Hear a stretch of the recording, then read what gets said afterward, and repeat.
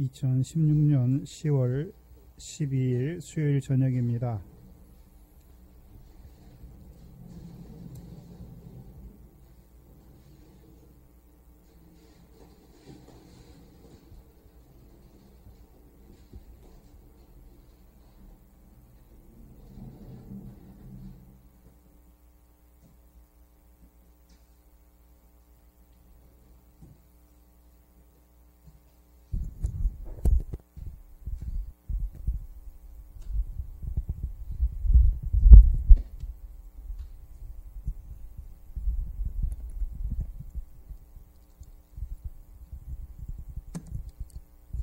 (2016년 10월 12일) 수요일 저녁입니다. 이 시간 우리 각자에게 하시는 하나님의 말씀은 사사기 19장 10절로 12절 말씀입니다. 사사기 19장 10절로 12절 말씀입니다. 이 시간 우리 각자에게 하시는 하나님의 말씀으로 함께 받습니다. 그 사람이 다시 밤을 지내고자 아니하여 일어나 떠나서 여부스 맞은편에 이르렀으니 여부스는 곧 예루살렘이라. 안장지은 나귀 둘과 첩이 그와 함께 하였더라. 그들이 여부스에 가까웠을 때에 해가 지려하는지라. 종이 주인에게 이르되 청컨대 우리가 돌이켜 여부스 사람의 이 성읍에 들어가서 유숙하사이다. 주인이 그에게 이르되 우리가 돌이켜 이스라엘 자손에게 속하지 아니한 외인의 성읍으로 들어갈 것이 아니니 기브아로 나아가리라. 아멘. 제가 준비하다가 칠판으로 하는 게 좀 나을 것 같아서 갑자기 바꿨습니다. 기도하는 중에 바꿨습니다. 자, 구약시대에 나오는 많은 믿음의 선진들이 나오죠.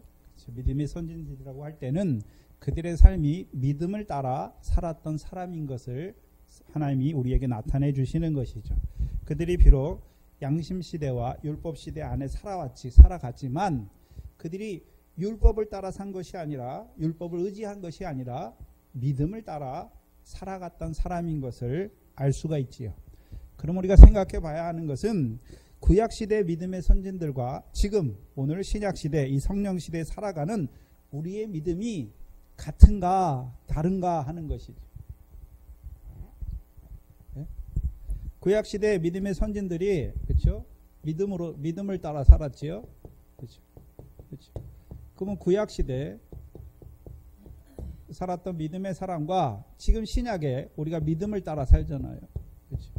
믿음을 따라 사는 신약의 우리 성도들과 이 믿음이 그렇죠? 구약에 있는 성도들의 믿음과 신약에 있는 우리의 믿음이 같습니까? 다릅니까? 그럼 믿음이 다르면 그렇잖아요. 구약에 있는 믿음과 신약에 있는 우리 믿음이 본질적으로 내용적인 본질적인 면에서는 같지요. 그렇죠? 어디를 보면 알 수 있습니까?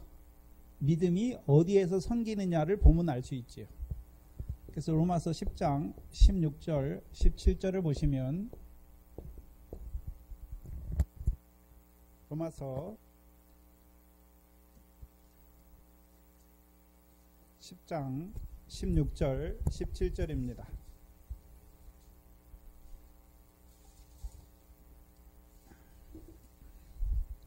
신약 253페이지입니다. 16절에 그러나 저희가 다 복음을 순종치 아니하였도다. 이사야가 가로되 주여 우리가 전한 바를 누가 믿었나이까 하였으니 그러므로 믿음은 어디서 납니까? 들음에서 나고 들음은요 그리스도의 말씀으로 말미암는다. 그렇죠? 신약이나 구약이나 다 그렇죠? 믿음은 어디서 납니까? 들음에서 나고 들음은 뭘 듣는 것입니까? 저 사람이 아무 사람이 하는 말을 듣는 것이 아니라 그리스도의 말씀을 듣는 것이죠. 이것을 새 번역 성경에서는 잘 번역하는데 그리스도에 대해서 말하는 걸 듣는 거죠. 그래서 16절에 보시면 그러나 저희가 다 복음을 순종치 아니하였도다. 그러면 10장 로마서 10장 1절부터 15절까지의 저희는 누굽니까? 저희는 누굽니까? 육적 이스라엘이죠. 육적 이스라엘인데 육적 이스라엘이 아무것도 없었습니까? 이들에게 예배와 율법과 언약과 조상들과 다 주셨습니까? 다 주셨죠. 근데 문제는 이들이 뭐 하지 못했습니까? 뭐에 순종하지 못했습니까? 16절에 그러므로 저희가 다 무엇을요? 복음을 순종치 못했다. 이사야가 가로되 주여 우리의 전한 바를 누가 믿었나이까? 그럼 구약의 선지자들 있죠. 구약의 선지자들. 구약의 선지자들이 전했는데 뭘 전했습니까? 복음을 전했죠. 복음을. 그래서 복음을 전하는 것을 한마디로 뭐라고 말합니까? 그리스도의 말씀이다 말하는 것이죠. 그럼 구약의 율법 시대에 살았다고 이 사람들이 복음도 없이 사는 것을 말하는 것이 아니죠. 우리가 잘 아는 갈라디아서 3장 8절과 히브리서 4장 1절로 2절을 보면 그렇죠?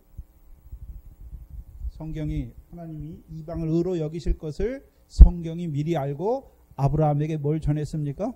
복음을 전했죠. 그럼 아브라함은 뭘 받습니까? 복음이에요. 복음. 복음.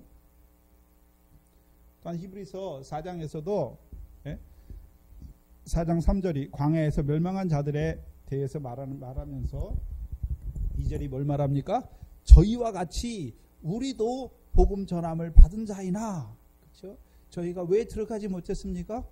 믿음으로 화합지 못하여 들어가지 못한 것처럼 그렇죠? 우리도 뭐 하라고요? 조심하라 말씀하시는 것. 그럼 구약에 있는 자들에게도 분명히 뭐가 증거됐습니까? 복음이 증거됐죠. 복음이. 누구를 통해서요? 특별히 선지자들을 통해서. 그럼 선지자들이 무슨 말씀했습니까? 그리스도의 말씀. 그래서 믿음은 어디서 나는 것입니까? 들음에서 나는데 들음의 본질이 뭡니까? 그리스도의 말씀이죠. 한마디로 복음을 듣는 것이죠. 그럼 구약에 있는 사람들도 믿음의 내용은 똑같아요. 말씀이에요. 말씀. 그렇죠? 물론 육적 이스라엘 우리가 모세를 통해서 두 돌판 주시죠. 이게 하나님 말씀이잖아요. 말씀을 들었는데 문제는 무엇입니까? 육신의 말씀으로 받는 것이죠. 그렇죠? 신령한 그리스도께서 주시는 말씀으로 받지 못하는 것이지요.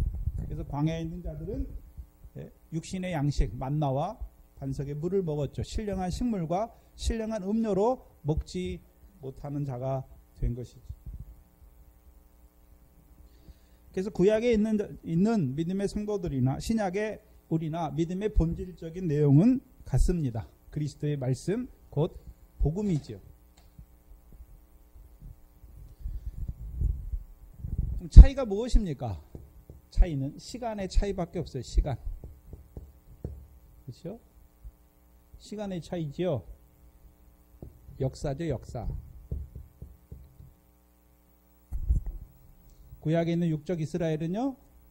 예수 그리스도 오시기 전에 살았고 저와 여러분요. 이미 오셨고 또 하늘에 가셔서 다시 오실 그리스도 안에 살아가는 거예요. 그래서 성경에서 복음을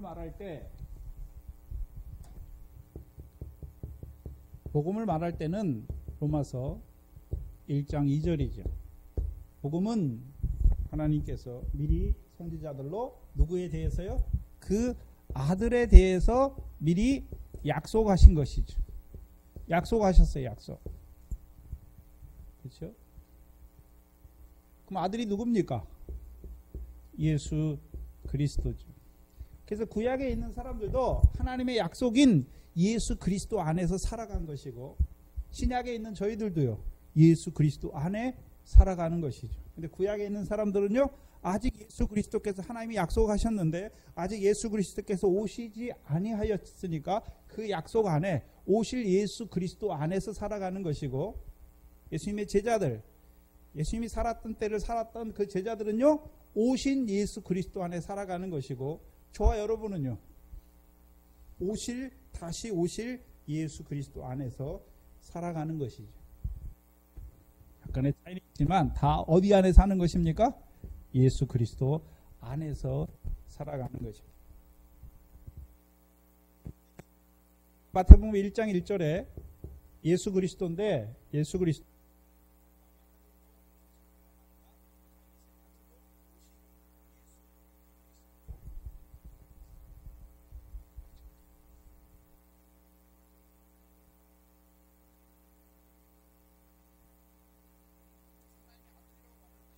하나님의 아들이 왜 오셨습니까?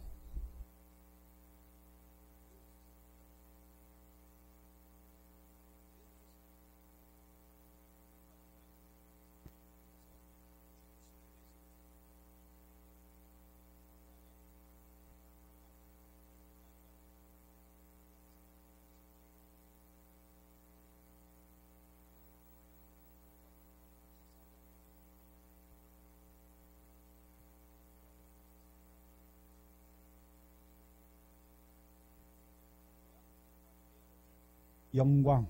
그래서 그리스도께서 하나님의 아들이 이 땅에 하나님의 아들로 보내신 이유가 무엇입니까? 십자가에 죽게 하시기 위해서, 고난받게 하기 위해서 오셨고, 고난받는 것에 끝난 것이 아니라 그 고난받는 주를 하나님이 부활하셔서 그리스도 영광에 들어가게 하신 것이죠. 그렇죠? 그러면 우리가 하나님의 아들 예수 그리스도 안에 산다는 것은 뭐가 믿어졌습니까? 주의 고난이, 주의 죽으심이 나와 무슨 상관이 있는 줄 아는 자가 되는 것이지요. 또한 그의 영광이 나와 무슨 상관이 있는 줄 아는 자로 살아가는 것이죠.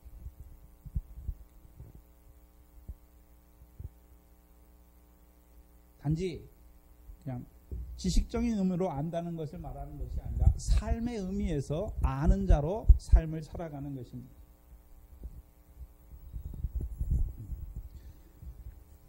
그렇다면 아브라함의 자손으로 오신, 그렇죠?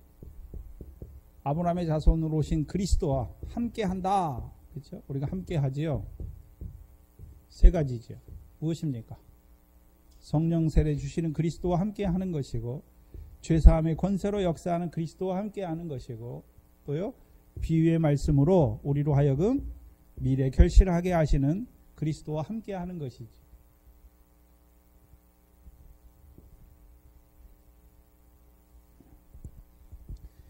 다윗의 자손으로 오신 그리스도와 함께한다는 의미가 무엇입니까?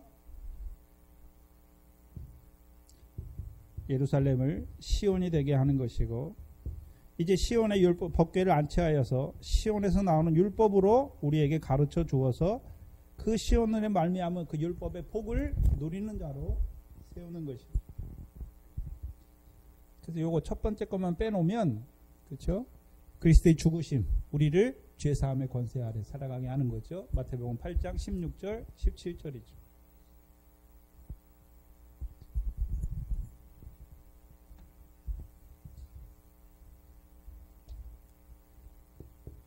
예수는 우리를 세상 죄에서 구원하시기 위해서 죽으셨고, 그리스도는요, 이제 예수로 말미암은 물세례 받은 자들에게 율법의 말씀 주셨죠.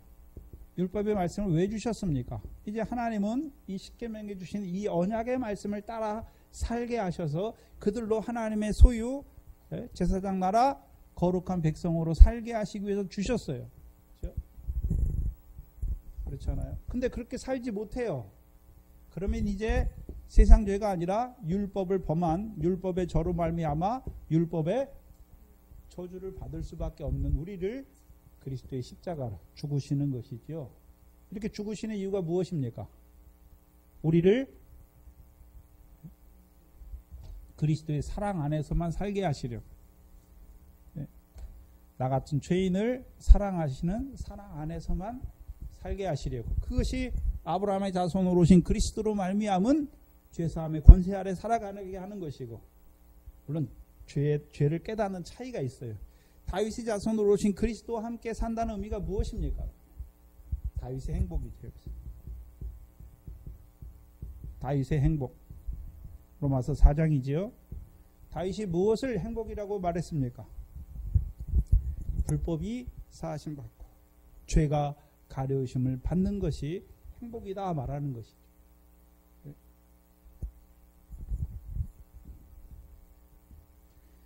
둘 다 죄인을 사랑하시는 그 하나님의 사랑 안에서만 살게 하시려고 죽으시는 것이죠. 그러면 그리스도의 죽으심과 죽으심이 나에게 어떤 의미가 있는지를 아는 자로 살아가는 것이고, 그러면 아는데 그것만 살아갑니까? 이제 그리스도의 영광, 그렇죠? 그리스도의 영광이 나와 무슨 상관이 있는 줄 아는 자로 살아가는 것이죠. 그래서 우리에게 죄사함의 권세 아래에 있는 그들에게 비유의 말씀을 통하여 이제 미래 결실하게 하는 것이지요. 하늘의 아버지 하나님께서 갚으시는 그 알곡으로 살아가게 하는 것이고, 다윗의 자손을 통해서는요, 열매죠. 시온의 복, 곧 영생에 이르는 열매를 맺게 하시는 자로 살아가게 하시는 것이, 그게 그 영광에 합당한 자로 살아가는 것이죠. 그래서 이 에브라임 산지에 거하는 이 레위 사람, 그렇죠?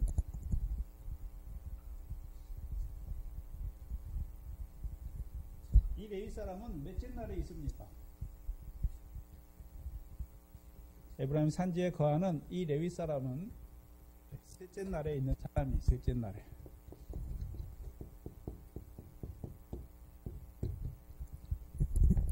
셋째 날. 그럼 셋째 날의 의미가 무엇입니까? 그래서 이 레위인과 이 장인, 첩의 장인은 자기들이 몇째 날에 있는 걸 알고 있습니까? 셋째 날에 있는 걸 알고 있어요.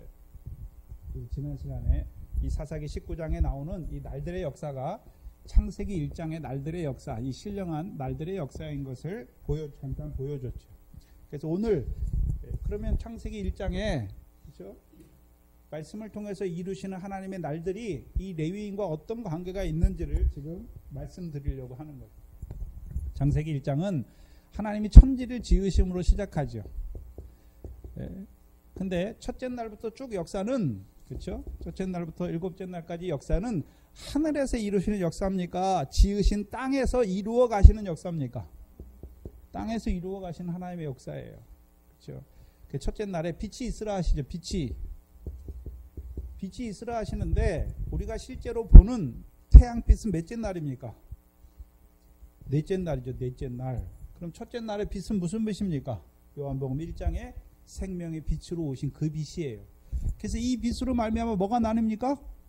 낮과 어둠이 나눠요. 어둠이. 이 빛이 오기 전에는요, 다 흑암이에요. 흑암이에요. 그래서 흑암에 앉은 자들에게 큰 빛이 비치기 전엔 다 흑암이에요. 넷째 날의 빛을 말하는 게 아니에요. 창세기 1장에 첫 번째 날의 역사는 빛이 있으라 하는데 누가 빛이 있으라 말씀하십니까? 하나님께서 말씀하십니다. 하나님의 말씀으로 말미암아 흑암 가운데 있는 바다의 깊음 아래에 있는 그들에게 빛을 통해서 뭐가 이루어지게 하십니까? 낮과 어두움이 나누게 하시는 것이 나누게.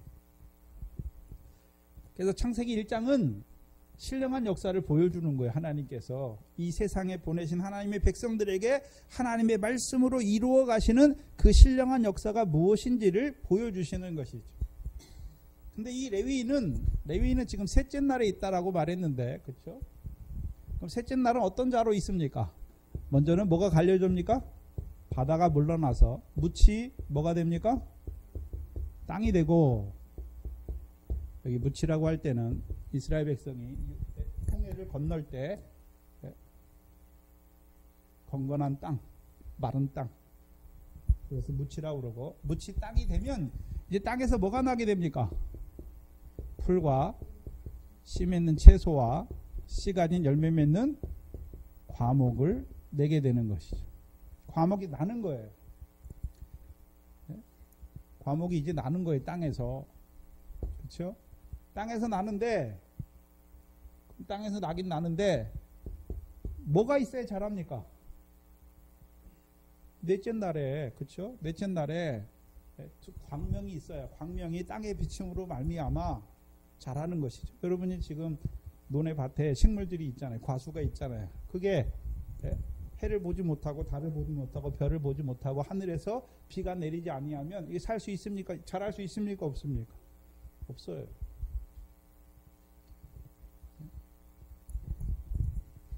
셋째 날의 역사는 육적 이스라엘, 모세를 통해서 애굽에서 나오게 하셨죠. 그 광야 연단을 통해서 어디에 들어가게 하셨습니까? 뭐가 나는 땅이요? 풀과 채소와 씨 가진 열매 맺는 그것이 나는 땅이 어디입니까? 이 가나안 땅이에요. 광야에서는 여러분 광야에서는 채소나 뭐가 날 수 있습니까? 없습니까? 없어요. 물론 풀과 채소의 역사가 광야의 역사를 보여주시죠. 그렇죠? 그래서 가나안 땅은 뭐가 나는 땅입니까? 결실과 열매죠.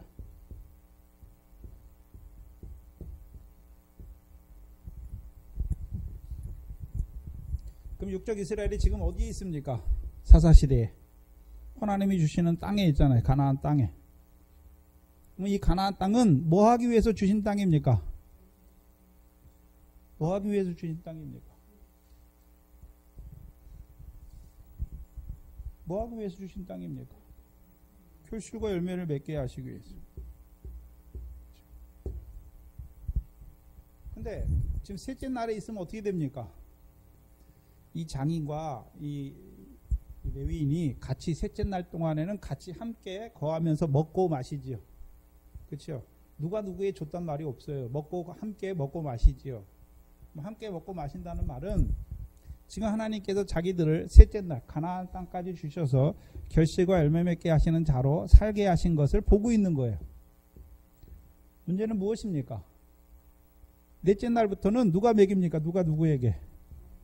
장인이 이 사위에게 먹게 하잖아요. 떡을 주잖아요. 떡을 주는 이유가 무엇입니까? 그의 마음을 쾌활케 하기 위해서.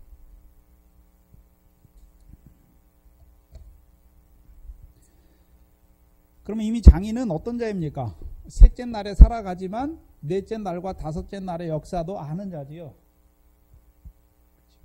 자, 모세가 창세기를 기록하잖아요. 창세기를. 그렇죠? 창세기를 기록하는데 아무 뜻도 모르고 기록하는 것이 아니라 하나님께서 이루실 역사를 바라보면서 일곱째 날까지 그 안식의 날까지 바라보면서 이미 기록하고 있죠. 그럼 셋째 날 안에 있지만 그렇죠? 이 장인은 넷째 날에 떡도 가지고 있잖아요. 사람의 마음을 쾌활케 하는 떡을 가지고 있어요. 그래서 그 떡을 누구에게 줍니까? 그 사위에게 주는 거죠. 사위에게. 그럼 넷째 날의 떡 양식이지요. 그럼 저와 여러분의 양식은 무엇입니까? 말씀이지요. 그럼 넷째 날에 이루시는 하나님의 말씀이 어떤 말씀입니까? 두 광명으로 하늘의 궁창에 광명이 있게 하시죠. 하늘의 궁창에 광명이 있게 하시죠. 그렇죠? 이 광명이 해와 달과 별이죠. 우리가 아는 해와 달과 별이죠. 그럼 이제 땅에서 났죠. 풀이 나고 씨 맺는 채소가 나고 씨 가진 열매 맺는 과목이 나기 시작했어요. 이제 자라죠. 뭘 위해 자랍니까? 이제 뭐 때문에 자랍니까? 하늘에서 비춰주시는 해와 달과 별의 빛을 통해서 자라게 하시죠. 그럼 자라게 하시는데 그럼 해를 말하는 것입니까? 아니죠. 고린도전서 15장에 해와 같은 영광, 별과 달과 같은 영광, 별과 같은 영광을 통해서 영광의 말씀을 통해서 우리로 하여금 자라게 하시는 것이죠. 자라게 하시는 거예요. 자라게 하세요. 근데 이 넷째 날의 역사는 자라긴 자라지만 뭐는 없습니까? 아직 열매나 결실은 없는 것을 보여주시죠. 그런데 이 레위인은 어디에 올라갔던 레위인입니까? 원래는 에브라임 사람인데 에브라임 사람이죠.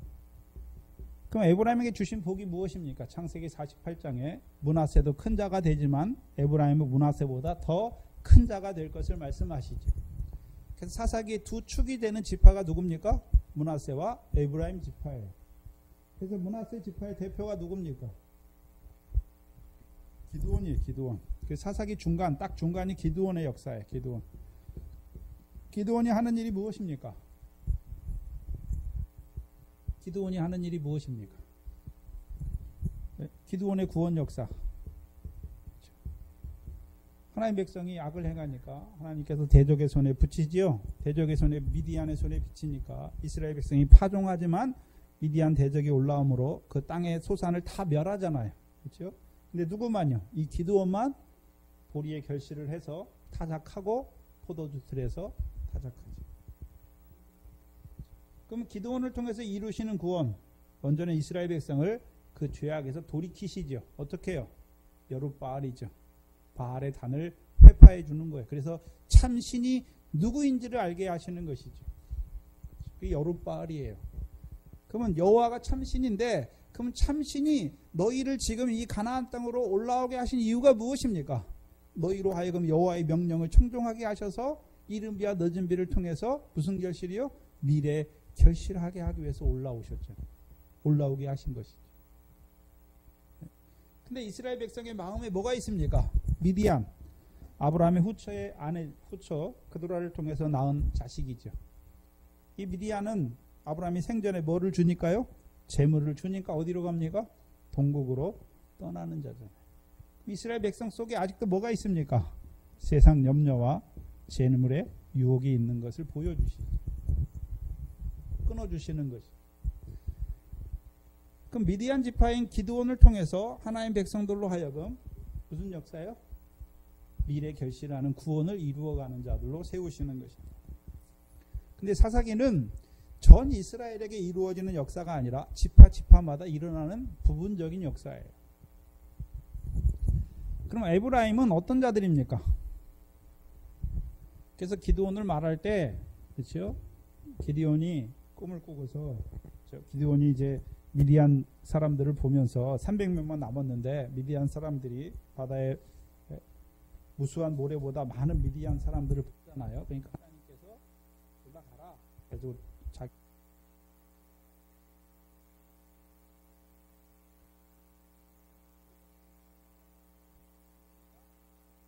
미디안 진을 그래서 보리떡을 뭐라 그럽니까?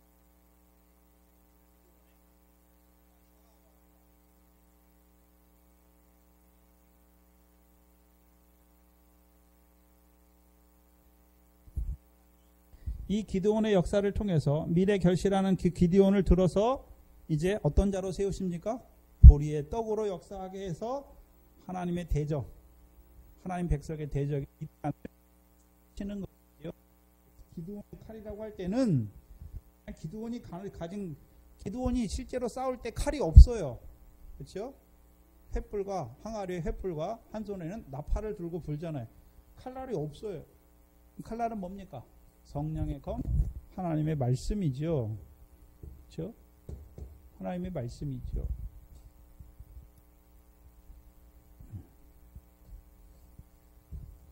세상 염려, 재리의 유혹이 끊어지게 하는 하나님의 말씀이에요. 그렇죠? 그러면 이 기드온이 보리떡이죠. 예. 그럼 이 기드온 때에 에브라임 사람들이 나오죠. 에브라임 사람들이.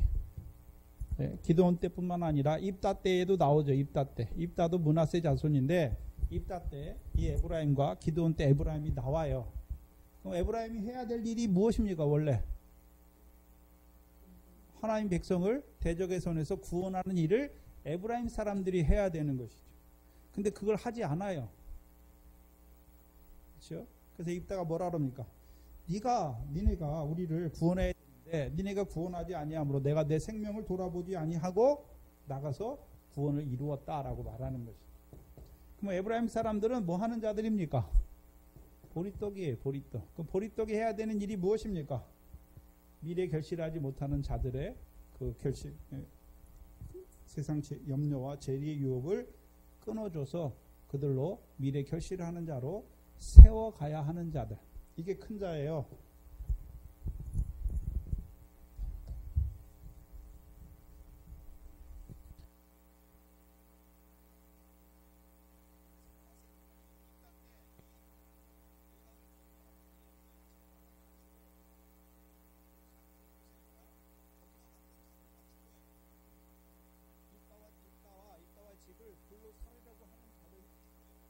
나머지는요 안 갔잖아요. 에브라임이 그대로 남아있죠. 그렇죠? 에브라임이 남아있어요. 그래서 기드온 때도 기드온에게 나아가는 자들, 에브라임 모든 사람이 나아가는 것이 아니라 대접을 받고자 하는 자들이 나가는 거예요. 그래서 기드온이 그러잖아요. 너희가 한 일이 나보다 한 일보다 훨씬 크다 하니까 노가 풀리잖아요. 예? 그 이들이 하긴 하는데 왜 합니까? 사람에게 높임 받기 위해서 하는 자들이죠. 높임 받기 위해서 하는 자들이에요.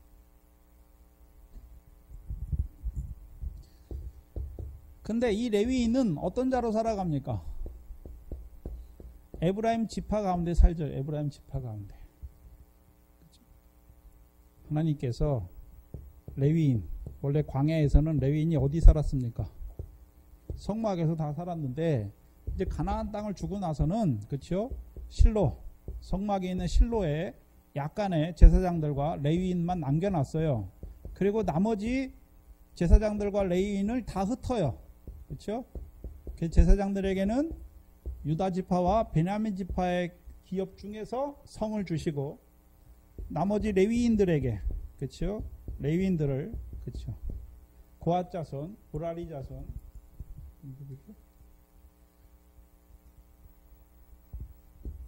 그앗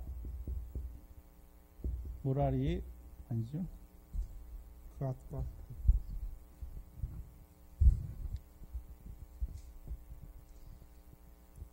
세 부리 있잖아요. 아유.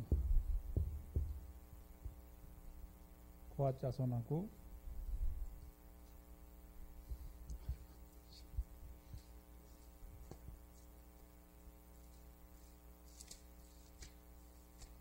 누구죠?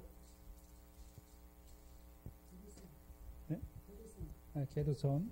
네, 네, 무나리 맞네. 무라리, 게르손. 이 세 지파, 이 사람들은 제사장이 되지 못했어요. 그래서 이 사람들에게는 나머지 11지파, 아니 10지파죠. 10지파에게서 10지파의 중에서 기업을 주신 거예요. 근데 하나님이 왜 그러면 이 레위인은 이 백성들 중에 기업을 얻은 백성들 중에 사는데 자기들이 사는 땅이 성이 자기들의 기업이 아니에요. 레위인의 기업은 누굽니까? 여호와가 기업이에요. 여호와가. 백성들에게는 이 기업의 땅을 주셨는데 그렇죠? 이 레위인에게는 거할 성읍만 주셨어요. 거할 성읍. 이 백성 가운데 거하게 하셔요. 레위인을 백성 가운데 거하게 하신 이유가 무엇입니까? 레위 언약이죠. 레위 언약. 하나님이 구별하신 자들이죠. 그래서 이들을 통해서 하나님의 백성의 삶이 어떠해야 되는지를 보여주세요. 그래서 레위인이 해야 되는 일이 무엇입니까? 백성을 섬기는 것이죠. 백성을 섬겨요. 어떻게 섬겨야 됩니까? 말씀으로. 하나님의 생명과 언약의 말씀으로 생기는 거예요. 그래서 이스라엘 백성이 죄를 범하면 죄를 깨닫게 해서 죄악에서 돌이키는 자로 세워야 되는 것이고 여호와의 말씀을 청종해서 그들로 하여금 그 가나안 땅의 복을 누리는 자로 세우는 레위 자손으로 세운 거죠. 그러면 이 레위인은 어디에 거하는 레위인입니까? 에브라임 산지에 거하는 레위인이죠. 그러면 누구를 섬기는 자입니까? 에브라임 지파를 섬기는 자죠. 그러면 에브라임 지파로 하여금 더욱 큰 자로 세우기 위해서 섬기는 자야. 그 일을 하는 자예요. 에브라임 산지 구석에 있어요. 그래서 에브라임 산지 구석에 있는 또 하나의 사람이 누가 나옵니까? 레위인, 제사장 계통. 사무엘상에 가면 엘가나죠. 엘가나예요. 엘가나. 그렇죠? 에브라임 산지에 우구하는 사람이잖아요. 근데 레위 사람으로 거기서는 레위 사람이라고 말하지 않아요. 근데 사무엘이 뭐가 됩니까? 제사장.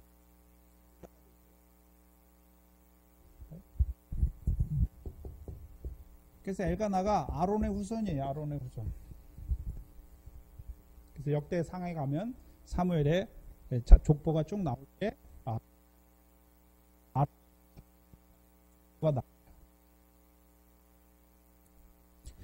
그럼 백성 가운데 레위인을 세운 것은 레위인을 먼저 하나님이 거룩히 구별하셔서 그들로 이스라엘 백성으로 하여금 너희도 레위인처럼 거룩한 삶을 살게 하시기 위해서 구별한 자들인 것을 보여주시는 것입니다. 이 레위인이 어디로 올라갑니까? 에브라임 하나님 산지에 거해야 되는데 이 레위인이 베들레헴에 올라갔죠. 베들레헴에 올라갔어요. 베들레헴에 올라갔으니까 베들레헴을 취한 것이죠. 베들레헴에 올라갔다는 의미. 베들레헴에 어디 한번 놀러나 가볼까 하고 베들레헴에 올라간 것을 말하는 것이 아니라 베들레헴은 떡집이죠. 떡집. 그렇죠? 떡인데 무슨 떡입니까? 네? 미가서 5장 2절에 그렇죠? 시편 132편에 야곱의 전능자의 성막이죠. 야곱의 전능자의 성막. 그럼 이 레위인은 뭘 알고 있습니까? 이미 구약에 하나님이 지금 성막으로 함께하고 있지요. 근데 이 성막이 참 성막입니까? 그림자인 것을 보여줍니까? 그림자죠. 그림자의 그림자. 그렇죠? 그럼 성막만 그림자입니까? 이들에게 주신 율법도 그림자입니까? 그 율법도 그림자이니까 이제 생명의 떡으로 오실 분. 그래서 미가서 5장 2절에 베들레헴 에브라다야 너는 유다 고을 중에 가장 작을지라도 이스라엘을 다스리는 목자가 내게서 내게로 나아올 것이라 말하면서 그는 상고의 근본이요 태초다. 그렇죠? 한마디로 태초부터 있는 생명의 말씀이 오시는 거예요. 자기를 뭐라고 말씀합니까? 나는 하늘에서 내려온 생명의 떡이다 말씀하죠. 그렇죠? 그럼 예수님의 근본을 골로새서 1장 16절 이해합니까? 17절 이해합니까? 예수 그리스도를 말하면서 그의 근본은 상고에 그의 근본은 보이지 않는 태초부터 시작된 걸 보여주시죠. 골로새서 1장 15절 이하에 15절이네요. 그는 보이지 아니하는 하나님의 형상이요 모든 창조물보다 먼저 나신 자니 쭉 말씀하시죠. 그럼 베들레헴에 올라갔다는 것은 단지 그냥 육신적인 베들레헴에 올라간 것을 말하는 것이 아니라 유다 지파에 속한 베들레헴, 그래서 유다의 자손으로 오실 이 땅에 생명적으로 오실 그리스도를 바라보는 자가 된 것이죠. 이 떡을 먹는 자예요.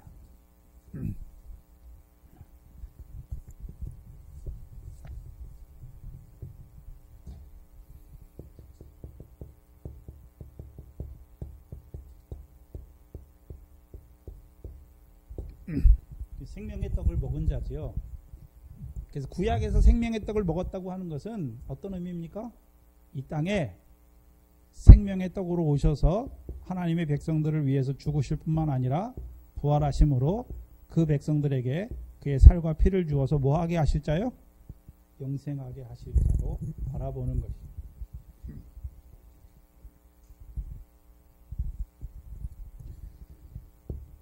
근데 이 사람이 베들레헴 사람의 첩을 취하죠. 여자의 첩을 취하는데 이 첩이 뭐 합니까?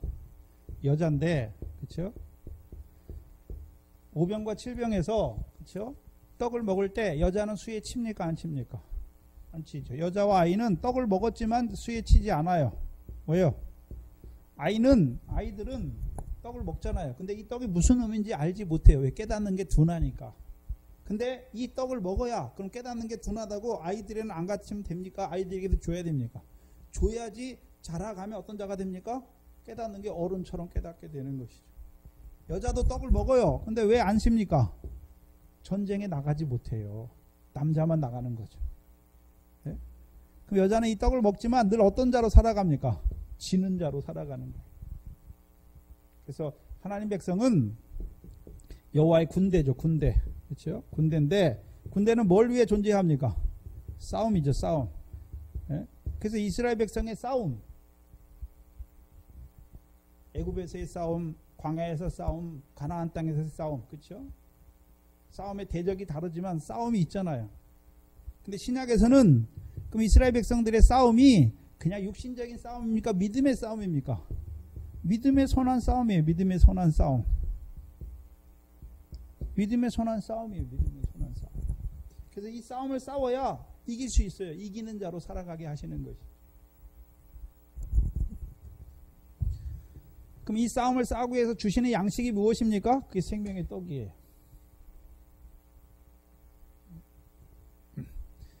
셋째 날에 살아가지만 예, 그 생명의 떡을 받아 먹은 자로 살아가는 자예요.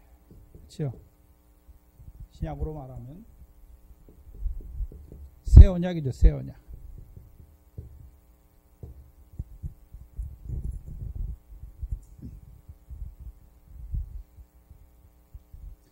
그런데 이 아내가 뭐합니까? 음행을 하죠. 음행을 하고 자기 아비 집에 돌아가잖아요. 아내가 음행하는 것을 이 남편이 알지요. 그럼 남편이 음행하는 아내를 돌로 쳤습니까? 구약에서는 음행하는 아내를 돌로 쳐 죽여야 돼요. 남자 여자를 죽여야 되죠. 왜 그렇게 합니까? 악을 제거하기 위해서. 정죄하여 죽이는 것이 아니라 악을 제거하기 위해서 그렇게 하는 것이죠. 그러면 이 레위인이 만약에 구약의 율법 아래 살았다면, 모세를 통해 주신 율법만 가지고 있었다면 자기 아내를 어떻게 했을까요? 베들레헴까지 찾아가서라도 죽였을 거예요. 근데 이 사람은 율법에, 모세를 통해 준 율법 아래 있습니까? 주께서 주신 새 계명 아래 있습니까? 예수님도 가늠하는 여자를 죽이라 합니까? 죄 없는 자가 돌로 치라 말씀합니까? 정죄하지 않잖아요. 죽이지 않잖아요. 너를 정죄한 자들이 어디 있느냐?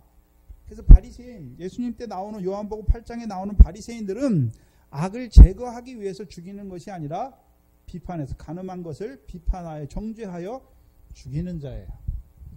그래서 예수님께서 너를 정죄하는 자들이 어디 있느냐? 나도 너를 정죄하지 않겠다 말씀하시고, 그 다음에 뭐라고 말씀합니까?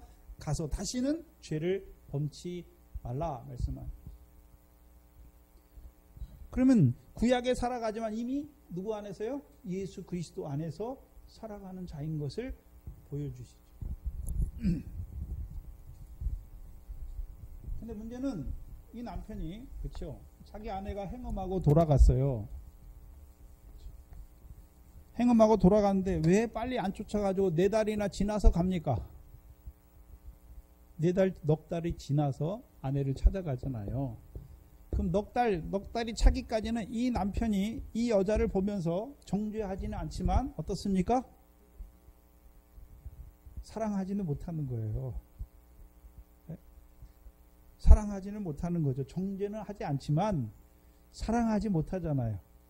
그럼 사랑해볼, 너는 음행했으니까 마땅히 버려야 돼, 그게 아니라 자기도 사랑하고 싶어요. 생명의 떡을 먹었으니까.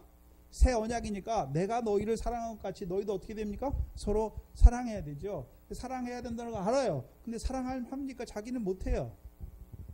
못하는 걸 아는 것이죠. 그러다가 넉 달이 지나서 가요. 그렇죠? 베들레헴에 다시 가지요. 그럼 셋째 날에서, 자, 우리가, 저와 여러분이 셋째 날 아래 있어요. 셋째 날 아래 있는데 영생의 말씀을 받았어요. 그렇죠? 미래 결실하고 이제 보리의 결실을 이루어가는 가운데서, 미래 결실, 셋째 날 미래 결실을 하는 가운데서 또한 보리의 결실을 하는 자들이 이 영생의 말씀을 받았어요. 그렇죠? 그럼 사랑해야 되잖아요, 형제를. 주께서 나를 사랑한 것이 형제를 사랑해야 되는데 그게 됩니까? 안 됩니까? 잘 안 돼요. 머리로는 사랑해야 되는데 안 되는 것이.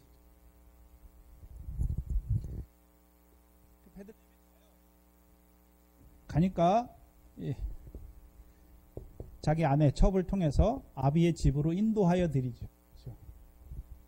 이 아비의 집에서 떡을 먹어야 되지.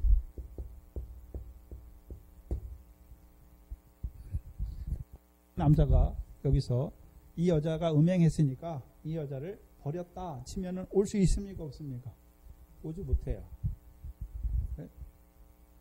자기가 그 여자를 온전히 사랑하지는 못하지만 그 여자를 하나님이 짝지어 주셨고 그 여자를 사랑하는 의미가 무엇인지 알기 때문에 오는 것이죠. 네? 오는 이 여자를 통해서 아비의 집에, 베들레헴에 있는 아비의 집에 같이 유숙해요. 유숙하면서 3일 동안은 함께 먹고 마셔요. 장인하고. 그렇죠?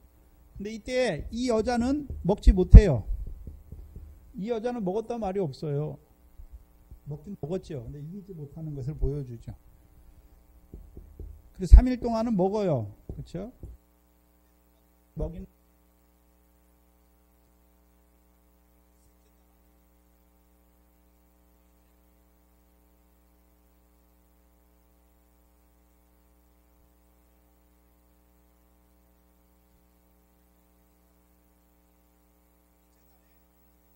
일찍이 일어나서 가려고 그러죠. 떠나고자 하매, 그렇죠?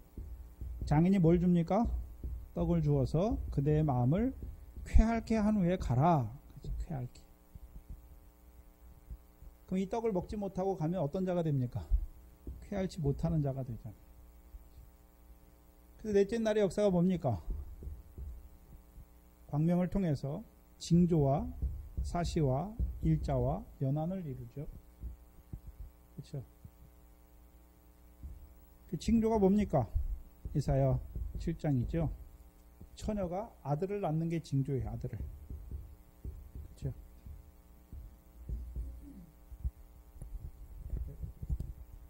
아들을. 그럼 아들이 누굽니까? 하나님의 아들이잖아요. 그럼 넷째 날의 떡을 통해서, 그렇죠? 징조 안에 살아가는 자로 세운 다음에 그 징조 안에서 이루어지는 사시와 일자와 연한이 뭔지를 가르쳐 주는 거예요. 그 떡을 통해서. 자, 우리가 아들 안에 살아간다, 생명의 떡 안에 살아간다고 하는 것은, 그렇죠? 사시가 뭡니까 이제 그러면? 봄에는 뭐가 해야 됩니까? 열매를 위해서 꽃이 피고, 여름에는요 자라고, 가을에는 열매를 맺어서, 겨울에는요 창고에 들어가야 되는 거죠. 그게 사시예요. 그럼 사시는 그냥 사시로 구성되어 있으면 사시 안에, 봄 안에 한 날 한 날이 이루어져 있습니까? 봄에 한 날 한 날이 이루어지는 거예요. 봄에 뿌리지 않고서 거둘 수 없어. 자랄 수도 없고 거둘 수도 없죠. 그래서 봄에는 심는 거예요. 심는 거. 심는 것이죠.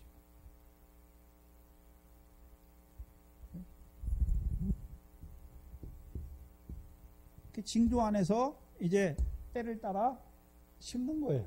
그리고 자라야 되고, 그래야 뭐가 이루어집니까? 이루어지는 거죠. 특별히 이 생명의 떡을 받은 자들이 심는 것은 무엇입니까? 뭘 심어야 됩니까? 징조는 아들이에요. 생명의 떡 안에서 우리가 사시, 때를 분별해야 되죠. 뭐 할 때인 줄 알아야 됩니까? 심을 때고, 자랄 때고, 거둘 때고, 창고에 넣을 때가 있는 것을 구별해야 되는 것이죠. 그 사시 안에서의 한 날 한 날이 이루어지는 것이죠. 저와 여러분이 사랑의 열매를 맺는데, 사랑의 열매를 맺는다고 한번 생각해 보세요. 사랑의 열매가 하루아침에 뚝딱 되는 것입니까?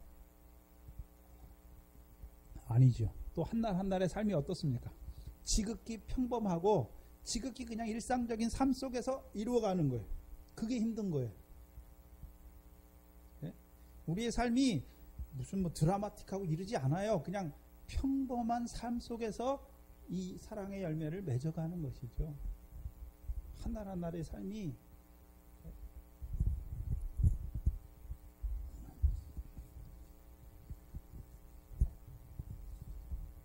그 징조와 사시와 일자와 연한을 이루기 위해서 주신 게 큰 광명을 통해서 낮을 주관하게 하시죠. 낮을. 그러면 낮을 주관하게 하시죠. 그럼 낮을 주관한다는 의미가 뭡니까? 낮에 속한 자를 다스리게 하시는 것이죠. 예수님이 빛이잖아요. 네? 낮이죠. 그래서 너희는 누구라 말합니까? 빛의 아들, 낮의 아들이다 말씀하잖아요. 그럼 큰 광명을 통해서 이 빛에 거한 자들, 낮에 속한 자들로 말미암아 어떤 자로 자라가게 하십니까? 빛의 열매를 맺는 자들로 자라가게 하시는 것이죠.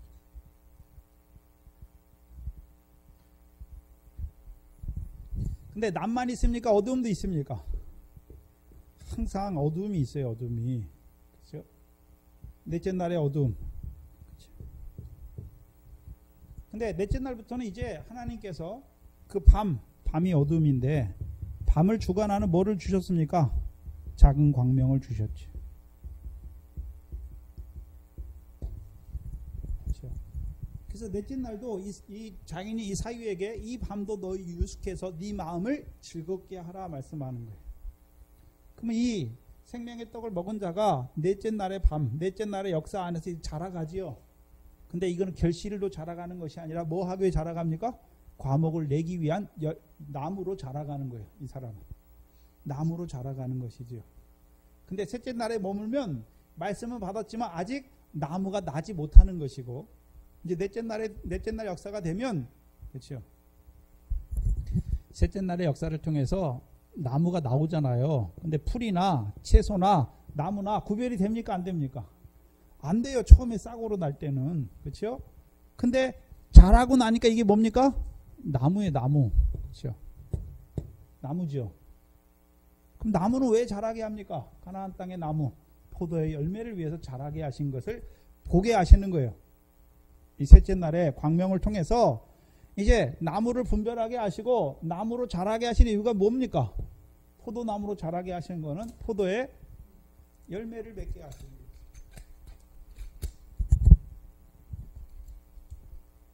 무화과 나무로 자라게 하시는 것은 무화과의 열매를 맺게 하시기 위해서. 그래서 저와 여러분이 무화과 나무고 저와 여러분이 포도나무가 아니에요. 그렇죠? 참 포도나무이신 예수 그리스도께 우리가 접붙임 받음으로 나무가 되는 거예요. 여러분 포도나무가 있는데 자 이걸 포도나무라고 하는데 가지를 가지고도 이걸 뭐라고 그럽니까?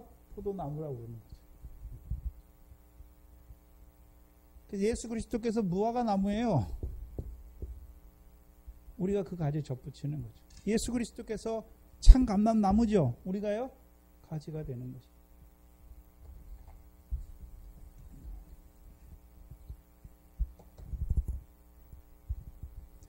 자라게 하시는 거예요. 이제 문제는 이제 넷째 밤에 이 달의 역사로 말미암아 어떤 자가 됩니까? 즐거워하는 자가 돼야 돼요. 넷째 날의 역사, 그렇죠? 달은 무슨 역사입니까? 율법의 역사죠. 율법의 역사. 율법으로 뭐를 깨닫게 하시는 것입니까? 죄를 깨닫게 해요. 내가 그 열매를 위해서 자라가야 되는데 나에게 뭐밖에 없다고요? 죄를 깨닫게 하시죠. 죄를 깨닫게 하세요. 근데 그 죄로 인해서 누구에게 나아가게 하십니까? 그리스도께 나아가게 하시는 거죠. 어떤 그리스도요? 율법의 저주에서 속량하시는 그리스도께. 근데 육적 이스라엘의 문제는 뭡니까? 이 율법으로 죄를 깨닫는 것이 아니라 자기를 의롭다고 여기는 거죠. 내가 의롭다. 나는 율법을 지켰기 때문에 의롭다라고 말하는 것이죠. 그리고요. 그 의를 가지고 그 의를 행하지 못하는 자들을 헤아리고 비판하고 정죄하여 죽이는 자들이 되는 거예요. 그래서 어둠의 역사, 넷째 날에 어둠의 역사가 왜 나와야 됩니까? 그렇죠. 그 어둠을 통해서 하나님이 율법을 주셨어요. 그 율법을 통해서 오히려 내가 죄인인 걸 알게 하시고 로마서 3장 20절, 21절, 22절이죠. 네? 율법으로는 죄를 깨닫게 하시고 율법으로는 의롭다함을 얻을 육체가 없어요. 그러니까 율법과 선지자를 통해서 증거하신 누구에게 나가야 됩니까? 그리스도 하나님의 의 나가야 되는. 그래서 다섯째 날이 밝는 거예요. 그러면 이 넷째 날 저녁에 마음을 즐겁게 하는 그렇죠? 이 레위인의 마음이 어떻게 즐겁습니까? 어떻게 즐겁나요? 아내를 사랑하지 못하죠. 온전히 사랑하지 못해. 어떨 때는 사랑하지만 어떨 때는 또 어떻습니까? 원망하고 불평이 나오는 거죠. 그럴 때 어떻습니까? 그게 죄라는 걸 깨닫고 네?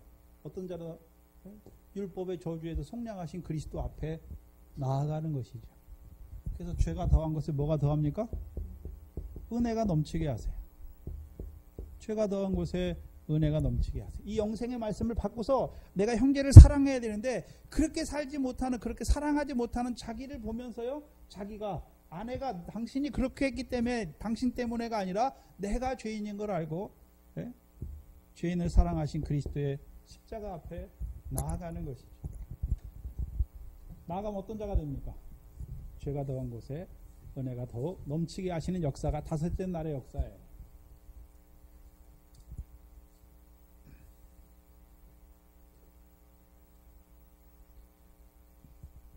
그래서 이 셋째 날에 있지만 영생의 떡을 통해서 이제 넷째 날의 역사로 살아가는 자로 살리신 거예요. 그리고 이제 다섯째 날에 또 양식을 주세요. 그렇죠? 이 장인이 다섯째 날에도 뭐라고 말합니까? 8절에 다섯째 날 아침 일찍이 떠나고자 하지요. 근데 여자의 아비가 떠나지 못하게 해요. 그래서 뭐라고 합니까? 그대의 기력을 돕게 하자. 기력을. 그렇죠? 기력. 쾌활케 하는 거예요. 쾌활케. 그럼 다섯째 날에 쾌활케 하는 역사가 뭡니까? 창세기 다섯째 날의 역사예요. 어떻게 쾌활케 하십니까? 하나님께서. 율법으로 죄를 깨닫게 하시고 죄로 말미암아 그리스도 앞에 나아가게 하시는 거죠. 그럼 다섯째 날의 역사를 통해서는요. 바다가 지금까지는 뭐로만 역사했습니까? 죽이는 권세. 바다에는 생물이 살지 못해요. 생물이. 바다에는 생물이 살지 못하는데 이제 다섯째 날의 말씀을 통해서 바다에 뭐가 살게 하십니까? 생물이 물로 말미암아 번성케 하세요.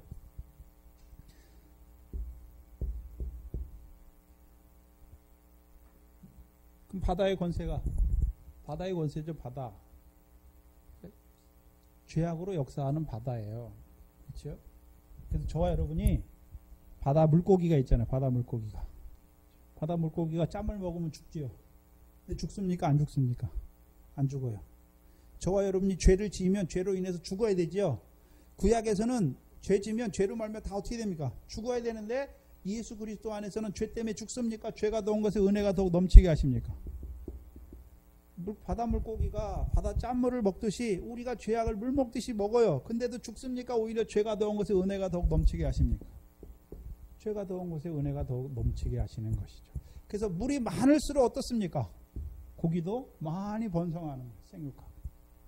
이게 다섯째 날이에요. 다섯째 날이죠.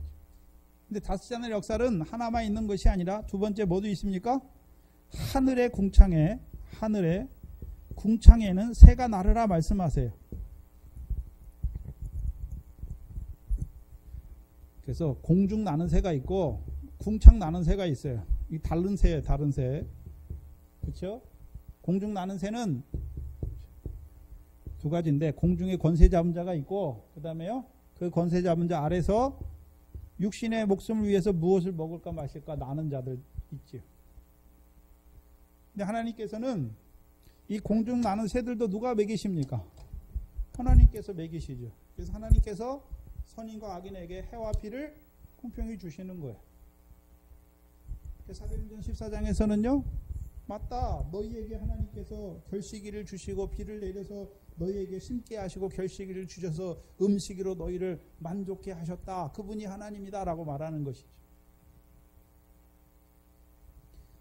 그럼 세상 사람들도 그렇죠? 하나님 없이 살아요. 근데 왜 삽니까? 육신에 먹고 살기 위해 살잖아요. 세상 사람들 한마디로 육신에 뭘 먹고 살기 위해 사는 거예요. 육신에 먹고 살기 위해서. 근데 하늘에 궁창 나는 새는요. 하늘의 궁창에 뭐가 있습니까? 해와 달과 11별이 있죠. 하늘의 상과 영광을 얻기 위해서 살아가는 것이 저와 여러분. 여러분 우리가 이 땅에 왜 살아갑니까? 육신에 뭘 먹기 위해 사는 게 아니에요. 이제는요. 하늘의 그 상과 영광에 합당한 자로 살기 위해 살아가는 것이. 그게 궁창 나는 새예요. 새에게는 두 날개가 있죠. 그렇죠? 두 날개가 있는데 두 날개의 힘을 누가 주십니까? 하나님께서 새 힘을 주시는 거예요. 새 힘을 어떻게 해요? 죄가 더한 곳에 은혜가 넘치게 하셔서 그 새 힘으로 날게 하시는 것이죠. 그러면 우리에게 죄가 더한 것에 은혜가 넘치게 하시는 이유가 무엇입니까? 하나님께서 너를 네 죄를 사해 주셔서 너를 긍휼히 여기신 걸 알게 하셔서 이제 너도요 형제를 사랑하는 자로 살게 하시는 거예요. 사랑하는 자로 살게 하시는 거예요.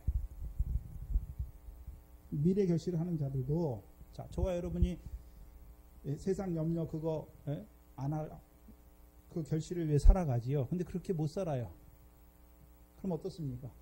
죄사함의 권세 아래 다시 우리의 죄와 우리의 연약한 것을 친히 담당해 주시죠. 근데 그거는 불법이라고 말하지 않아요. 근데 다윗의 행복을 말할 때는 뭡니까? 불법과 죄예요. 불법과 죄. 왜요? 형제를 사랑해야 되는데 사랑치 않는 게 뭡니까? 그게 죄예요. 형제를 사랑해야 되는데 내가 사랑하는 게 그게 뭡니까? 그게 불법이에요.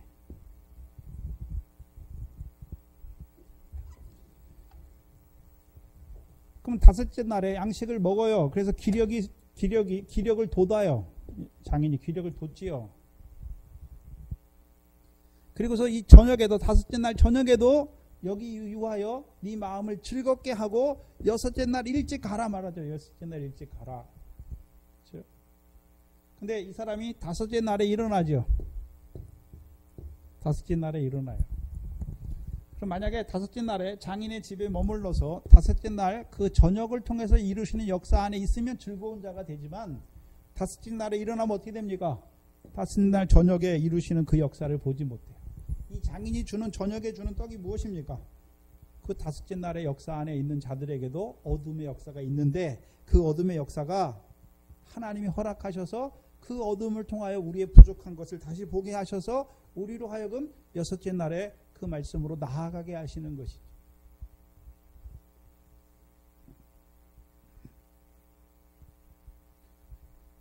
그럼 이 다섯째 날에, 그렇죠? 이제 바다가 생물로 번성해, 물이. 그렇죠? 물이 생물로 번성해요. 근데 다섯째 날의 역사, 결국은 하늘의 궁창에 새가 되지 못하고 땅 위에 새가 나는 거예요. 땅 위에 새가. 땅 위에 새가 나는 거예요. 땅 위에 새가 나니까 어떤 자입니까? 새는 새인데 왜 땅 위에 있습니까?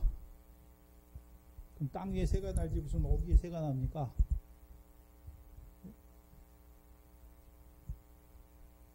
하나님이 죄인을 사랑하신 그 사랑 안에 있어요. 그렇죠?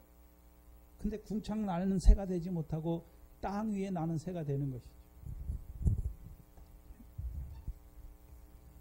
왜 땅이라고 말합니까? 나 같은 죄인을 사랑하는 사랑 안에 있으면서도 나는 형제를 대할 때 어떻습니까? 사랑하지 못하고 육체의 소욕을 따라 하는 자예요.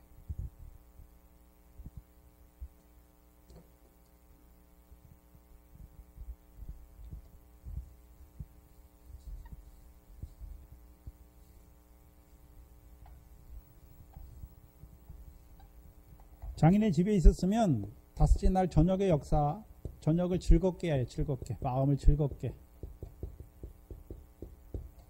그렇다면, 그렇죠? 바닷물로 말미암아 생물이 번성했고 하늘의 궁창에 날지 못하고 땅 위에 나는 새가 되지만, 이것도 누구 뜻입니까? 하나님의 뜻인 것을 알게 하세요. 그렇죠? 하나님의 뜻인 것을 알게 하세요. 이게 무슨 소리입니까? 저와 여러분이 새 언약, 영생의 말씀을 받았어요. 그렇죠? 그리고 그렇게 살고 싶죠. 형제를 사랑하고 싶어요. 근데 마음으로는 하나님의 법을 원하지만 육신으로는 뭐를 질 수밖에 없습니까? 죄의 법을 섬길 수밖에 없는 우리의 모습을 보게 하시는 거예요. 근데 왜 이렇게 하셨습니까? 하나님께서. 그래서 육신의 법 아래서 사망의 공고한 몸 아래 있을 수밖에 없는 우리로 살게 하시는 거예요. 왜 이렇게 하셨습니까? 이기게 하시는 것은 하나님께서 주시는 우리 주 예수 그리스도로만 이기게 하시기 위해서.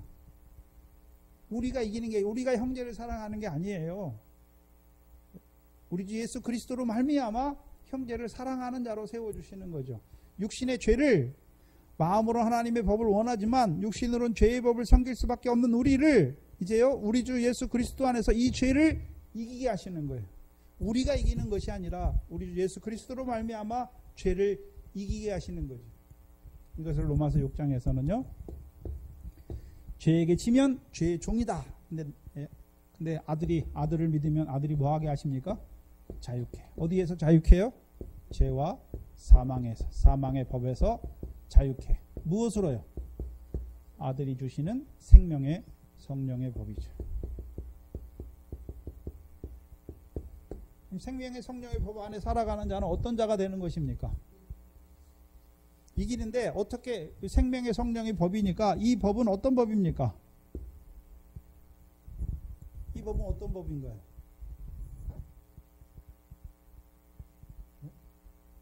생명의 성령의 법인데, 성령의 법인데 뭐로 역사합니까? 생명으로 역사하죠. 어떤 생명이요?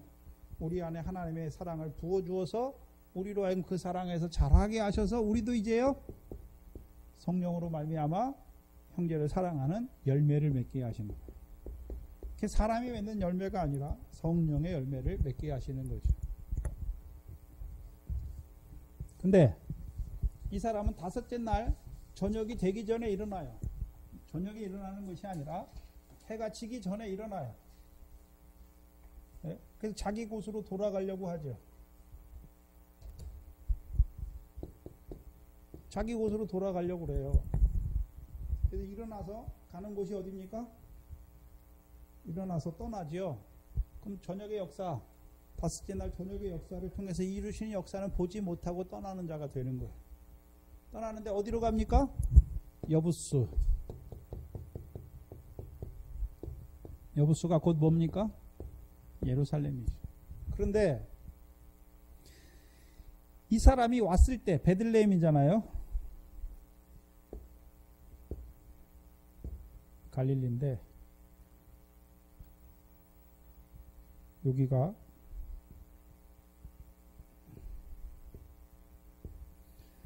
여기가 베냐민 지파고 베냐민의 땅이에요. 여기가 단 지파의 땅이에요. 여기가 에브라임이에요.